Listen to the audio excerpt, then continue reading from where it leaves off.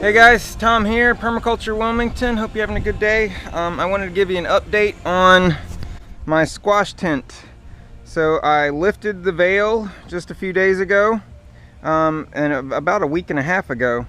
And these were just beautiful, large, mature plants that had not been pollinated once or touched by an insect, period. And now they are a tattered mess. And it's not just because of the hurricane that went through. It's because every single place on this stem has been attacked on both of these plants by squash borers. So when you look through here, there are just a number of holes everywhere.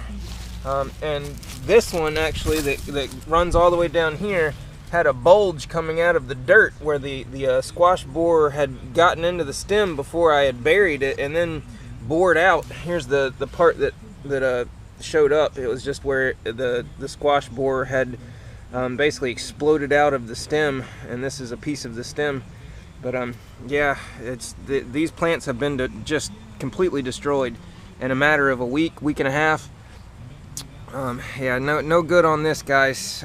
Sometimes some things are just not good to grow in certain areas, and this is where we've had the squash the past few years. So I guess the squash borers have built up just 70 feet away on the other side of my property, where you see like my chicken coop is, or now it's the mushroom growing tent. But just over there next to that is where I have my compost bin, and that is where I'm currently growing several different squash. And they made it, and we got several squash off them, but they made it at least until like about 2 weeks ago before they died out.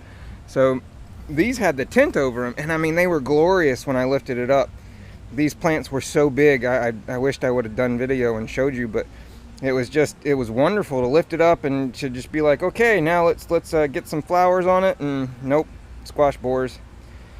So, you know, not everything's a win, but we learned about the green striped cushaw this year. So that's the one that started on the other side of the property and is now all the way to this side. Wow, it's even further than I thought. So it's wow, it's really far. So it's here. And to the hydroponics is 20 feet.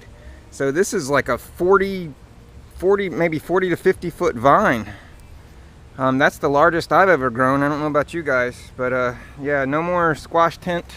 So we're putting this to bed, and we're just going to start growing things that actually grow well without us having to put much effort, because it's still a squash. You know, it's not the squash that we're going for.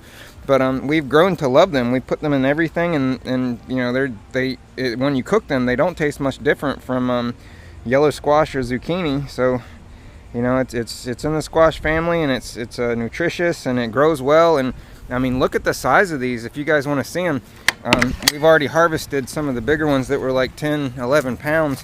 But just coming out here, you can check this out. This guy. You see my hand, the size of my hand, and the size of this thing? I mean, wow, that's really heavy. That's probably like 10 pounds just like that. A lot of these, this is the first one we've gotten off this vine. So this might be a little different variation of the other ones. But, I mean, we're growing Tahitian melon and green striped cushaw and Seminole pumpkin. So this is definitely a green striped cushaw. But the Seminole pumpkin, or the Tahitian melons, are throwing me for a loop, because they look just like the green striped cushaw. When they're starting, they look like this, and then they'll turn like a gold color, like a light pink, or like a very light brown, a tan. And then we've got several of them inside. I'm telling you, these things are huge, you know, and just one of those is like 5 meals for 2 people. So we're pretty excited to understand that we can grow those here and grow them abundantly. This vine is this is a Tahitian melon vine. It started over here on the other side of this, and this is an okra. So it started on the other side of the okra, and now it's growing all the way over to the sidewalk and up my my crepe myrtle. So these things, they really take over when they take off, man. But nothing's growing as prolific as the green striped cushaw. That has literally taken over my backyard to the point where we can't really walk anywhere. Or at least before the hurricane we couldn't. It's gotten a lot better now.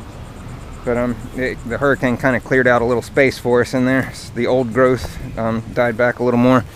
So, but that's it, guys. Hope you're doing well. This is Tom with Permaculture Wilmington. And that's that. Have a great day.